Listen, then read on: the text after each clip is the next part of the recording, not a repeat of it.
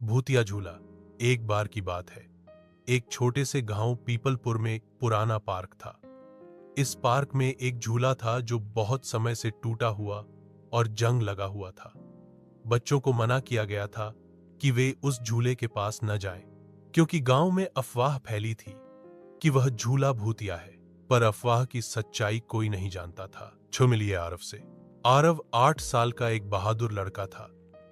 उसे भूतों से डर नहीं लगता था, बल्कि वह ऐसी कहानियों में मजा लेता था।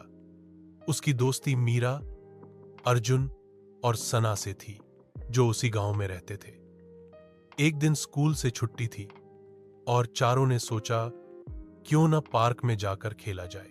जब वे पार्क पहुंचे तो बाकी झूले ठीक थे, लेकिन आरव की नजर पड़ी उस जंग लगे झूले पर। वो झूला हवा में धीरे धीरे खुद ब खुद हिल रहा था, जबकि हवा एकदम शांत थी। तुम लोग डरते हो क्या? आरव ने हौंसते हुए कहा। नहीं, लेकिन गांव वाले कहते हैं उस झूले में कोई आत्मा रहती है, मीरा ने धीमी आवाज में कहा। आरव झूले के पास गया और बोला, अगर कोई भूत है तो सामने आओ। तभी अचानक से झूला जोर से हिलने लगा और एक ठंडी हवा का झोंका आया। सब बच्चे डर के मारे पीछे हट गए, लेकिन आरव ने कहा, यह सब कल्पना है, रात का रहस्य। उसी रात आरव को सपना आया कि वह झूले पर बैठा है और कोई अदृश्य शक्ति उसे ऊपर नीचे झुला रही है। एक हल्की सी लड़की की आवाज आई, मुझे आजाद करो। आरव हड़बड़ाकर उठ बैठा। उसने तय किया कि वह अगली रात पार्क जाएगा और उस झूले का रहस्य सुलझाएगा। भूत की सच्चाई। अगली रात आरव अकेले पार्क गया। चांदनी रात थी। उसने टॉर्च जलाकर झूले के पास देखा। झूला खुद हिल रहा था। तभी झूले के पास एक धुंधली सी परछाई दिखाई दी। वह एक छोटी लड़की की आत्मा थी, जो बहुत उदास दिख रही थी। तुम कौन हो? आरव ने पूछा। लड़की बोली, मैं अनाया हूं।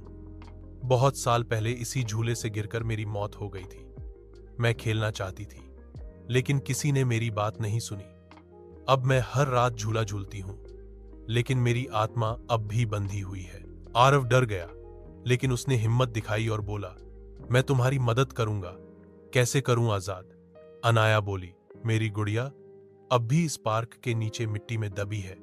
वो मेरी सबसे प्यारी चीज थी, उसे ढूंढ दो। गुड़िया की खोज। अगले दिन आरव ने अपने दोस्तों को सब बताया।